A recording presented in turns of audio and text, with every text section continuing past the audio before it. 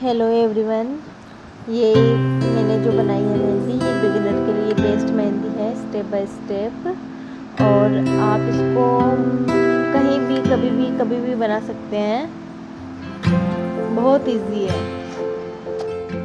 Try ज़रूर करना। बहुत प्यारी लगेगी, बहुत सुंदर लगेगी ये मेहंदी।